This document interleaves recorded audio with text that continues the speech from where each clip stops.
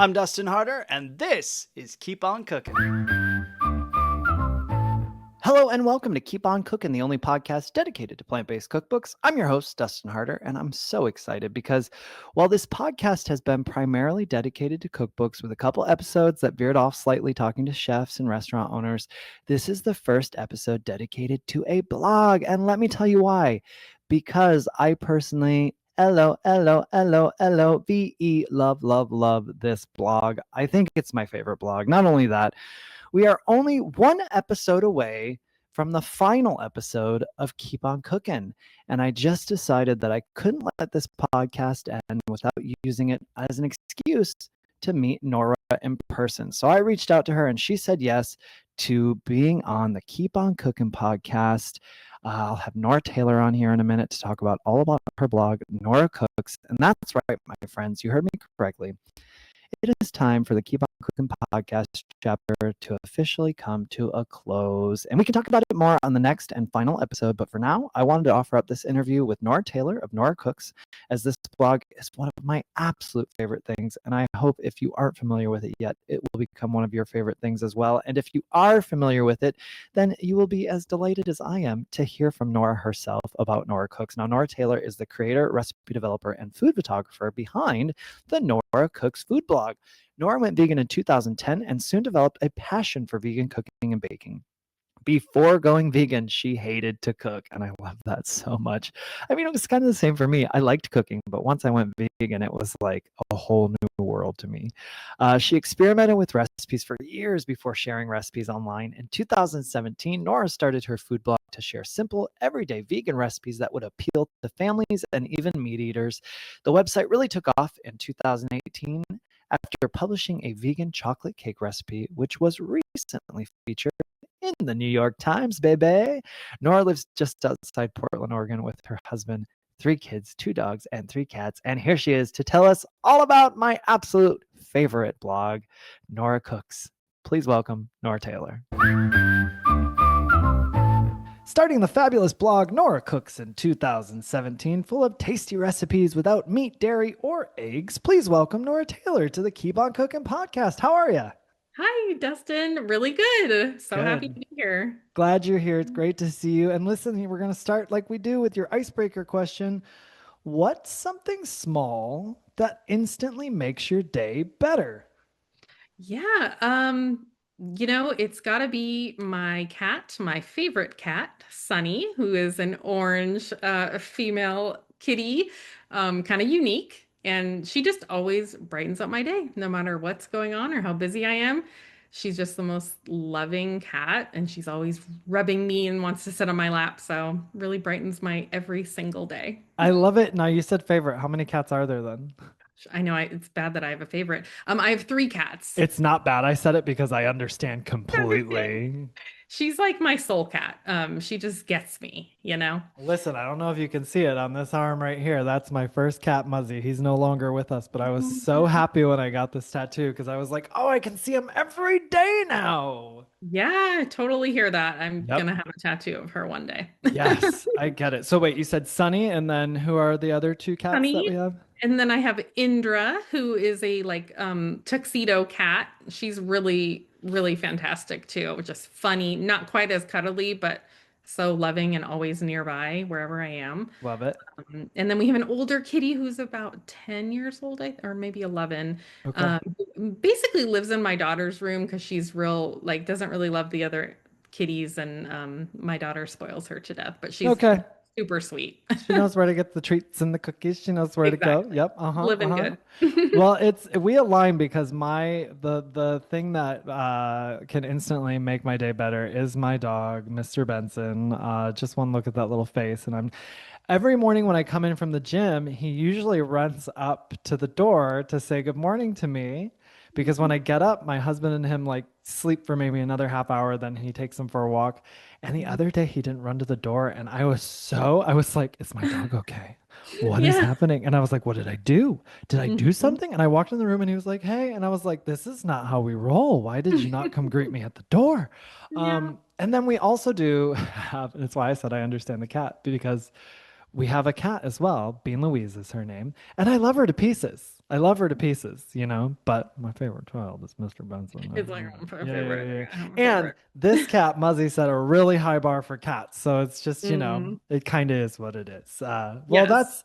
that's great. I understand it. We got pets instantly making our days better. And listen, you might be my first guest where I'm covering a blog instead of a cookbook. And listeners, let me tell you why. Simply put, I'm obsessed with Nora's blog, Nora Cooks. I absolutely love it. The recipes are approachable, they are fast, they are inspiring, and most importantly, they are delicious. Now, why do I know this? As a recipe developer myself, I'll be honest, I love my food, but I always have found tremendous joy in seeing how others do it, their writing styles, their use of ingredients. Not only that, I can tell just by looking at recipes in a blog or a book if someone knows what they're doing, and Nora knows what she is doing. So when I'm feeling in a slump or I don't feel like peeling through my cookbook collection or making one of my own recipes, or more importantly, when I want something specific, say chocolate cake, I now go right to Nora Cooks and I look up the exact thing I'm looking for, and it's almost always there. So I asked Nora to be a guest, and she delighted me by saying yes. I'm so thrilled you are here. Truly, truly. Oh,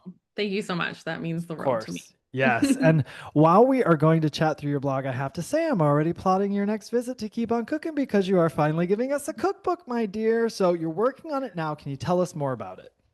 Yeah, I'm really excited about it. I've been working on it the last few months to get it out. And I'm hoping to have it, I'm self-publishing.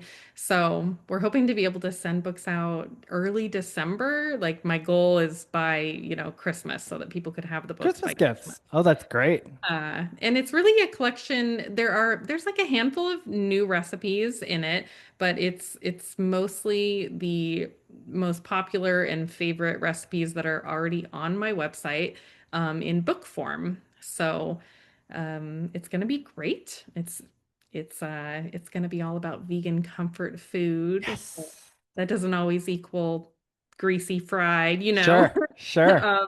So it's just a collection of all my best recipes, plus some new ones that I think people are really gonna love. That's exciting. I can't wait. Well, I'll really be looking forward to it, and I'll certainly spread the word when the date arrives, when we can all get excited to order that book. And before we chat about the blog, I'd love to know a little more about how this all started for you. When did cooking become such a big part of your life, and when did it all go vegan for you? Yeah, so I did not grow up knowing how to cook anything. As a real like freezer meal, frozen food kind Mm-hmm. of situation for a long time. But in 2008, my twins were born. And something about that, I wanted to give them all the best, stuff. So I started making their baby food, and that was honestly the beginning of my cooking journey. I Oh, never learned how to cook before then. So I was like pureeing sweet potatoes and things like that. And then within, I don't know, a year or so of them being born, I realized when I started to cook how much I really didn't want to eat meat. And it started to hit me like, I don't want to eat that anymore. So I stopped eating meat, and about I don't know. I think it was not even quite a year after that.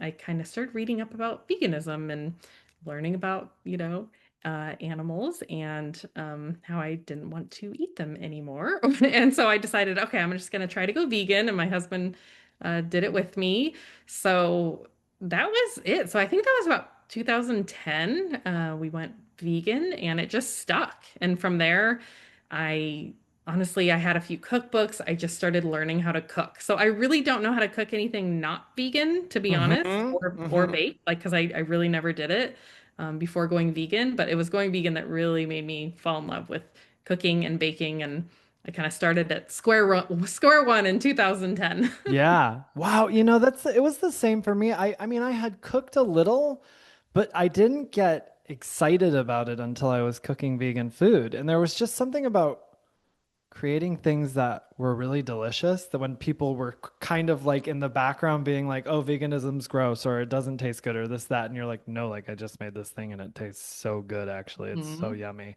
And I think I was around like 2009 then. So we're in the same Oh, class there. Yeah. okay, yeah.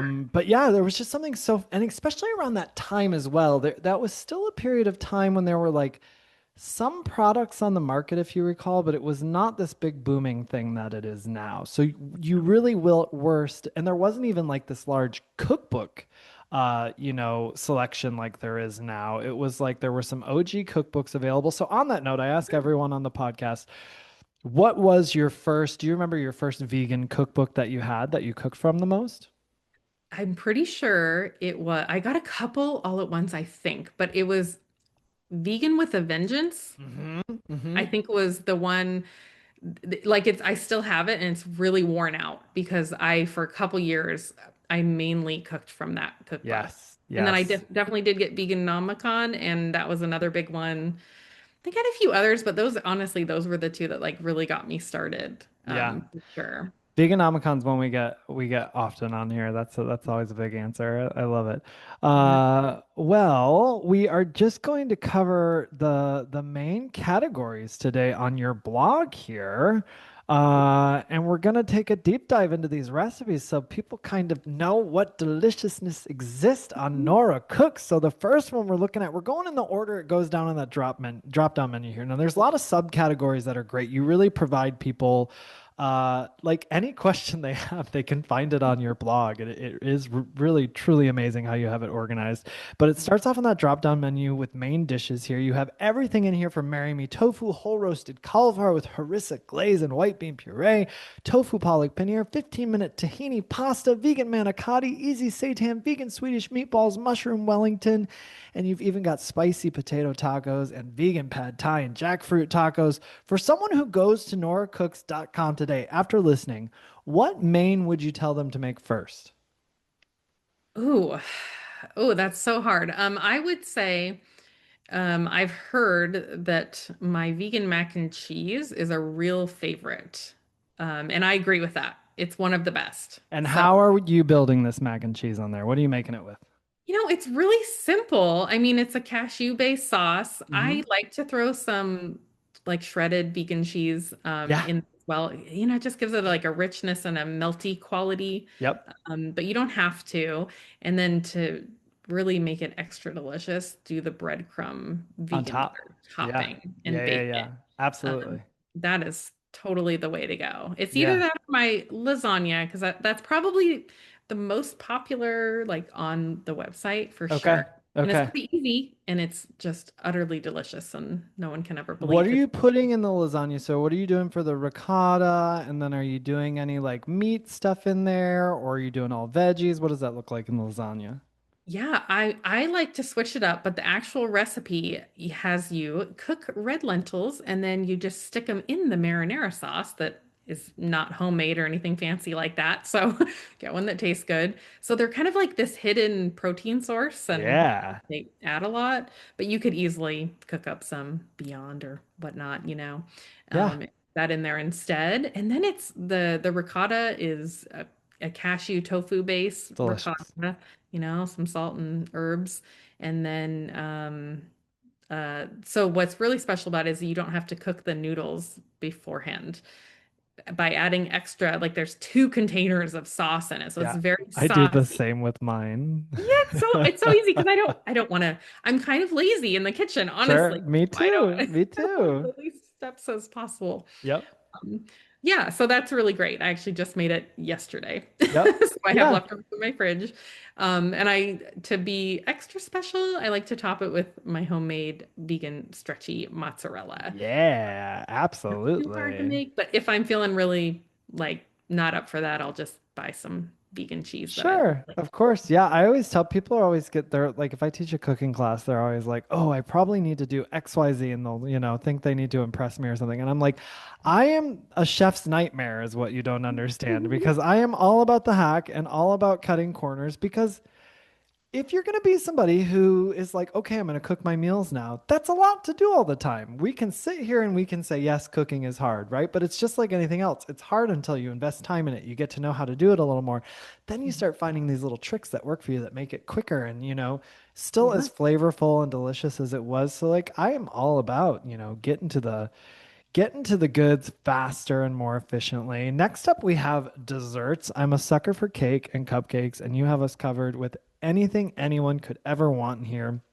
Someone came to me a few weeks ago, Nora, and they said, "Do you have a carrot cake recipe?"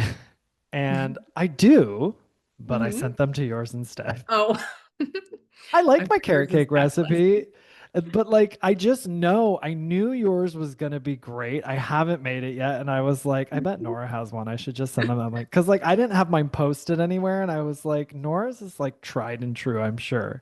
And of course, the chocolate cake I mentioned is just dreamy. And there's bars, brownies, and pies. I think your pumpkin pie might become my go-to for Thanksgiving. But what are a couple of the most popular desserts on Nora Cooks? Well, it's the chocolate cake, of course. That's number one, the most popular. And uh, a second up close and second is the my chocolate chip cookies for sure. Those are the Mm-hmm. most viewed and I think have the most comments and definitely are always winners. Yeah. Oh, I For love it. sure. That's great. They're Yeah. classics, right? Staples, things that you got to have. I mean, a good chocolate Yeah. chip cookie, you just can't get enough of it. So really, everybody, I'm telling you, any sweets you could possibly want. I saw some brownies on there yesterday when I was looking this over. It looks so good.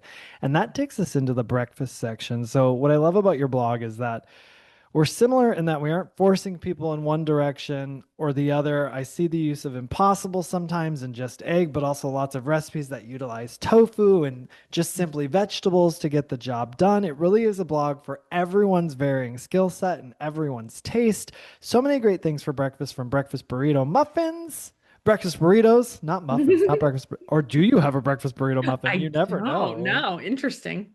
I've seen, like, I in the last like month or two when I've done some interviews, there was like there have been two strange muffins I came across where basically, oh, it was a salad muffin. I just had Danielle Brown on from Life Changing, and she basically put like a bunch of salad stuff in a muffin. And at first I was like, that's weird. And then I looked at it more and I was like, oh, actually, I get it. Like that actually sounds kind of appealing. And there was a pizza muffin I just saw recently at one point. Oh. But alas, that's not what I meant to say. What I meant to say was you got breakfast burritos and muffins, smoothies, omelets, donuts, scones, oatmeals, overnight oats. And for you at home with your family, what are a couple breakfast items that have been created for Nora Cooks that really excites the family that you've gone back to again and again? For me, that for our family, and I think probably most other people who come to my site, it's got to be my simple vegan pancakes and tofu scramble. Those are the two that just get made over and over. I probably make those pancakes once a week or once every 2 weeks. Everybody always wants them, So even what over makes them waffles. simple? They're just simple, They're just so simple. Yeah, I mean, you don't even need like an egg replacer. Like they're right? just one bowl, such simple ingredients. And I created the recipe so you could easily like double, triple, quadruple. Like it's just Hmm. really easy to do the math even in your head. And Yep. like a little thing on there you can click. So I usually like will 4 times the recipe for my Yes. family of five, and then stick some in the freezer. And Though we um, should mention that because I have used that feature on your website, everybody. If you do want to scale up the recipe, you can scale it up or you can make it for, if you scale it down, I would imagine as well. Or if you're up, you can go. you can't currently. You should be able to. Well, I but I think that guess would you be a don't want to really scale cool it thing. too far down though. So you're Yeah. probably at like the baseline with it, but you can scale it up if you need to, which is awesome. Have you Yeah. perfected your pancake making game though? Because I know for myself, sometimes I still struggle with it. Like just Mhm. getting the perfect, like not burning it, but getting it cooked all the way through and flipping it. Do you have any tips or tricks on that for the listeners? Yeah, I really prefer to make my pancakes in some kind of pan or on a griddle that they'll just like get really nice and golden. Mm-hmm. So I try to do that, and honestly cooking them in just a little bit of vegan butter to me is like ideal. Just a little bit on the pan, it'll get that nice Yeah. golden edge. I And think you're that's yeah, like what, like a low medium or like a medium yeah, heat? I think kind of yeah, medium. I try not to get it too hot because yeah, I've definitely been known to like burn or just I walk away for a moment. It's like, oh shoot. But actually at this point, my nine and a half year old can make those pancakes from start to finish without Amazing. any help. He's so great and I love he it. does. So they're pretty That- easy. That's so good. Yeah, I sometimes I get a little cocky about the pancake game and I'm like, "Oh, I got it." And then I don't. I inevitably like burn it again and I'm like, "Cool, I don't have it. Just kidding." You said pancakes. What was the other one you said? Oh, tofu scramble for Oh sure. yeah. Yeah, Really yeah, yeah. popular. Any And secrets that's to your when tofu scramble or? That's just one you can do anything with. I prefer cooking it in a cast iron skillet actually these days, and really I'll cook it a little extra longer than it says. It's not in the recipe. But then it'll get kind of golden, on the Sure. bottom. I've just been making it for so many years. And often I like to add a bunch of veggies, onion, broccoli, Yep. peppers, mushrooms. I Yes. love all of it. Yep. My, kids don't really appreciate that. So like, One okay, day. I'll make some plain for them and then I'll throw some veggies Yep. in there for me and make it delicious and top with a little black salt. I love it like Yes. that. Yes, absolutely. Yeah. We'll finish off with that salt there. My husband's not into mushrooms, so I often like saute those on the side and then I toss it into my Yeah. portion. He is Uh-huh. really nice about it though. He's like, I'll pick it out. I don't care. But then I like feel bad. I'm like, oh, pick it out and everything. And also I don't want to waste those mushrooms. Like, no, no, no. For sure. Well, next is appetizers. This is always an opportunity to wow the crowd and get non-vegans to say, "Oh my God, that's vegan." So, what are a couple of your most impressive appetizers in this section that someone might share at a party to impress? Yeah, I would say the spinach artichoke dip is one of my all-time favorites, and that one is usually a really big hit. Love it. And the other one is that I've also been making for over 10 years. I mean, longer than I've had the blog, is my 5 ingredient vegan queso. That's really more Mmm. of a like Rotel dip, uses Rotel, and it's Yeah. so simple and so good and always a winner. So, Um, what's the five ingredients then in that? What do we got? I know. What do we I'm gonna got have to here? make you pull it up there. I I'm know. like, I'm like, wait. well, I'm like, this is, pull from this Rolodex of a million ingredients floating around in your brain right now. I know. I should have it Oh memorized. my gosh, no, there's no way. Not with everything you do. I know. Here, I'll pull it up. It's funny because I just made it too. I should know. Well, it's definitely a base of cashews. Uh-huh. And then lemon juice. So we got cashews, lemon juice, salt, nutritional yeast, and Rotel tomatoes and green Yeah. chilies. Um, Perfect. and I use some of the juice from the can of tomatoes to help blend the sauce and then Yeah. add in the tomatoes and warm it up. And then you can top it with like cilantro or tomatoes or whatever you want. Yeah. That is Oh, just I so want good. I've been making it. nachos for dinner now after hearing Yeah. that. I'm like, that's what I want. And then what about your spinach artichoke dip? I was looking at that. What is the base of that? I saw the photo That, for it. I mean, honestly, it's kind of similar. I love my Who cashews. doesn't? Come on. Right? They're magic. So yeah, it's a base of cashews, but then I saute garlic and onion in a pan and then add that in. Also more nutritional yeast, some lemon juice, and then Right. just a lot of spinach and artichokes. And if you really want to be fancy or make it a little extra good, you could put some. Sometimes I stir in some store-bought like vegan mozzarella in Yeah. there and top it with it too. Make it It's extra cheese. funny, you've said that twice now. I think you said that with the mac and cheese, adding some of the store-bought in. And I had never done that until I had Jackie Soban on from Vegan Yak Attack. We were talking about her books and like we were talking about a cheese sauce, and she was like, but you could just add a little bit. And now I kind of like, if I'm making food for like non-vegans, I will always add a little bit of that into a cheesy saucy mix just because if you're not using it as the main thing, you're not going to get the vegan cheese taste. You're just going to get some nice like melty texture out of it, and it's Yeah. really going to serve a purpose that way. So I love that little trick right there. And I was drooling over the jalapeno poppers on there and this vegan Oh brie yeah. dip with pepper jelly. Oh, Sign that me one's good. up. Oh my gosh. There are some great vegan cheese balls, tons of dips, and even a sausage roll in here. So everything we need to get the party started. And Definitely. we're looking at a lot of people, we're looking at lunch next here. So there's a lot of people into meal prepping these days. Are there a couple in the lunch category you can mention that lend themselves to meal prep potentially? Yeah, two of my favorites for lunch and for meal prepping are my vegan egg salad and Mm, for me, my curry chickpea salad. That's probably my yeah. absolute favorite recipe kind of for lunch or just warm weather. I just love it. Yeah.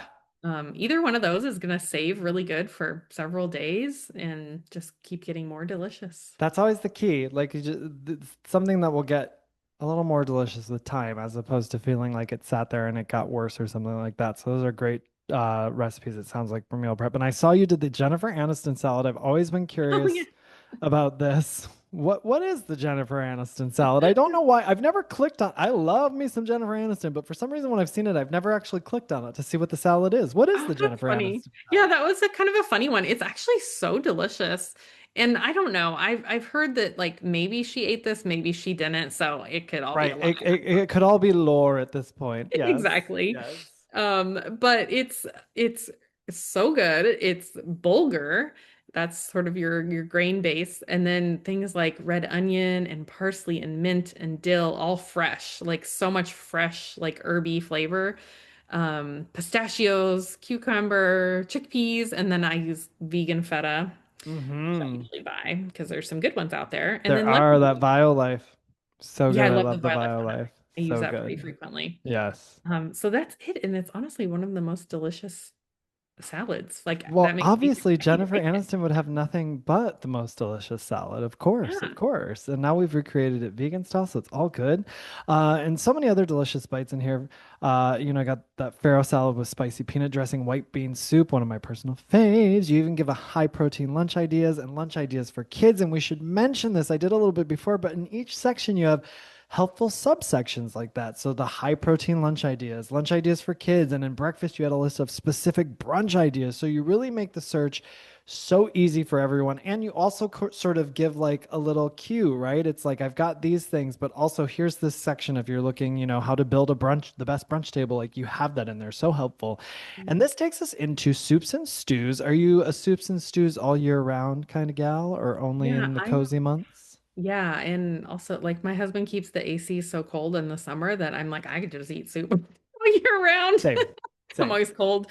So, yeah, absolutely. In fact, I just made, because I needed a new photo for my cookbook, my Yes. in Zuppa Toscana soup, Nice. I which love that when I one. was like, wow, this is amazing. I probably haven't made it in well over a year. Yep, yep. I I have one of those in my Epic Vegan Quick and Easy cookbook, and I made it like 6 months ago, and I was like, "This is delicious. I need to make this more often." Yes. It's It's like, such a why did good I make soup. this? It's Yeah. so yummy. So, are you doing all new photos for the book? Not all new photos, but a lot of my photos, like, I have some of these recipes are old, right? I've been doing Sure, the blog for 8 years now, but I haven't touched them because they've done well, and sure. I hate to change things up. But when I imagine it being blown up in a book, I'm like, oh no, no, no, no, we're gonna Yeah. need a new one for this one, you know? Yep. So if I'm not real happy with it, I'm rephotoing. And at this point, I have like a big list to rephoto within a couple weeks. So I'm going to be real busy. Real busy, I bet. Yeah, and I'm sure you're probably finding when you go to do that, you're maybe making, maybe not, but maybe making some tweaks on some stuff. You're like, oh, actually, I want to add a pinch of this here and a pinch of that here and take a little bit of that out and whatever. So that's a nice little Mhm. way to sort of do a little reinvestment in the stuff that you've created and everything. And that's nice for people who have been longtime followers. They're going to get that updated version too. So all stuff to Yep. look forward to. So we got the Zuppa Toscana in here. What's one of the most popular soups or stews on the blog? Probably the most popular is my lentil soup. That one, it's so simple, but very, very popular. So I would say that one, and also my broccoli cheddar soup, which is also one of my favorites personally. Yes, I love a lentil soup same. too, but broccoli cheddar is just amazing. Yeah, so good. And also lentil soup. I forget about lentil soup sometimes. And then I look up in my cupboard, I'll see red lentils, and I'm like, I'm making that red lentil soup. And I'm so Oh, happy every yeah. time I do. It's Oh so my good. God. But Yeah. listeners, you name it, Nora has it from familiar favorites like vegan chicken noodle soup, easy vegan tomato soup, and easy corn chowder to more adventurous like vegan French onion soup to coconut curry lentil soup. You'll be able to stay warm and cozy this soup season. Stoop and stew. Soup Soup season. and stew season at Nora Cooks, and keeping it light, we are on salads now: broccoli salad, pasta salad, black bean salad, watermelon salad. It is the most colorful and vibrant spread of nutritious dishes one will ever see on here. Is there a salad you've created for this section that like you crave sometimes where you're just like, oh, I want that salad from there? Absolutely. And that, honestly, it's my potato salad. The best dang potato salad Mm, is what it's called. And it's so good. I think my whole family, like, we all crave it. It not only, I mean, it's like your really classic potato salad, sure. But instead of, sometimes there's hard-boiled eggs and potato salad. Right. So it's similar to my egg salad. I chop up tofu really, really small, and it kind of gets like a little pickled, and Sure. it Yeah. like tastes if you let it sit for a while.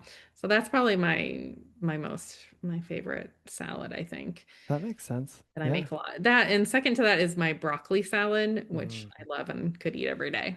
Yeah, that's great. And potato salad gives people like happy potato salad dance. So I get it. It's a good one. It's a Mhm. it's a popular one. Well, now we're on to side dishes. I love side dishes because they're the perfect offering when you go to dinner, a dinner party or a potluck. It is a way to make sure you have something satisfying and delicious to eat as the vegan at the party while also bringing something to the party that won't steal the host's thunder for their main event. They're also the perfect holiday offering to take with you. So there's a vegan buffalo mac and cheese on your site that's calling my name, but I'm curious, what have been the most popular side dishes from Nora Cooks as the years have progressed with this blog? Yeah, the most popular by far is probably my vegan cornbread. And I Hmm. think it's because it's just delicious and it's super easy. It's always those recipes that are incredibly easy to make that become the Yeah. most popular on my site, at least. Probably cornbread. People love that. And the other one I'm thinking of is scalloped potatoes. Ah, No. nice. I'm not really in the holiday like mode right now. It's summer, but honestly, like those are really popular. I make them a lot also during Yeah. Oh, the for sure. I'm gonna have to check that out. I love me some scalloped potatoes. I don't make them enough though. And when you said that, I was like, well, now I know what I need to make next off of Nora Cooks. Yeah. Uh, well, when you're looking at this blog and the recipes, that's the end of the main recipe drop down menu there. But we've been talking about how easy and accessible your recipes are. They truly are. But in your brain right now, when you're looking at it as a whole, are there some where you've gone like to the land where you're like, oh, this one actually is like more steps than I usually do? Like, is there anything like that on, like, what would a couple of those Yeah. recipes be? Yeah. Let's see. I A little mean, more in depth than the usual, I guess. a little more in depth. I think you touched on the my whole roasted cauliflower. Yeah. That one is really special. I made that for Easter this year, and some people came over, and I thought that is really one of the best things I've ever made. I love And it. cauliflower, and That's it's the one with the harissa, is that right? with the harissa glaze and then Oh, whipped bean puree on it, so it ends up being actually quite substantial, yes. and just so delicious. It's not hard, I wouldn't say, but it might have a few more steps than I usually Than you try to typically have. have. Sure. Yeah. Another one that comes to mind that's an oldie but goodie is my vegan enchiladas. Okay. Probably, I don't know what year I posted those, probably 2018 or something. But those kind of have a lot of steps because I homemade the enchilada sauce and then made Sure. the meat to go inside of it, the cauliflower, walnut, mushroom, Yep. taco meat. Yeah. So that has a few more steps. And other than that, I have like a few cakes that are a little harder than others. Like Hmm. my chocolate cake is so easy to whip up. The vanilla cake is a little more difficult, but it makes it so good. It's just so good that, What makes it difficult? for that one, I whip some aquafaba. Oh, okay. So you got your aquafaba, and then for that one, I do have you mix the dry ingredients and then the wet separately. And so then you end up kind of with three bowls, which I like to stay away from, but it's just necessary for that one. Yep. Yep. Yeah. Well, even though you're saying that's hard, I love that that is the hard. You're like three bowls. That is excessive. We've gone too Yeah. far here, right? So Yes. even that, listeners, you're even when we're getting into the more detailed, maybe or in-depth recipes, like I said, it still really isn't that hard. It's still very approachable.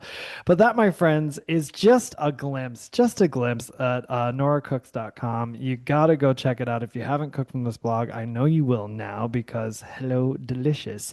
And I got to ask you now, we've talked about the book coming out and now we've gone through the blog a little bit, but what is a blog brag for you? Something you're most proud of when it comes to this blog?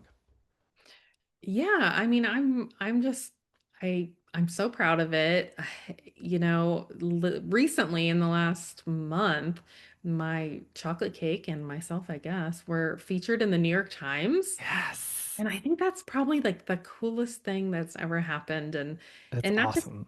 being featured, but the way like the journalist who reached out to me, she really mirrored back something from New York that was so true in that when I posted that chocolate cake years ago, that was kind of the beginning of when my website kind of took off and it gained some traction. And with that came a lot of desserts and other delicious food. And somehow she picked up on that and reached out to Oh, me. So it just sort of felt like a real full circle moment of like, wow, that really, because in me and my husband talk about it, that posting that chocolate cake was a big moment and it felt like a one of those turning points. And I almost didn't post it, and I did, and I'm so glad I did. And wow.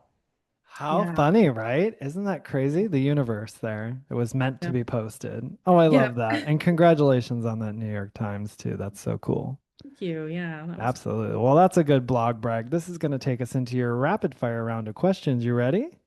I think so.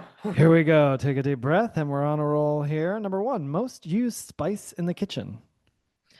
Ooh, probably chili powder, I'm gonna say. All right. Texting or calling? Texting. Quiet. I just had somebody who said calling for the first time on the last Whoa. interview, and I was like, what? Um, quiet morning walk or late night stroll? Quiet morning walk. Camping or glamping? Glamping. Yes. Beach sunrise or sunset? Sunrise. Chocolate or vanilla? Vanilla. See? I wondered after we just discussed that Mhm. chocolate cake. I'm a vanilla guy too, but I love Yeah. chocolate. But if I had to choose, I would say vanilla. Okay. Favorite pasta shape? Oh, probably fettuccine. Nice. Sweet or salty snack? Sweet. Same meal every day or never repeat a meal ever. Never repeat a meal ever. Most used kitchen tool.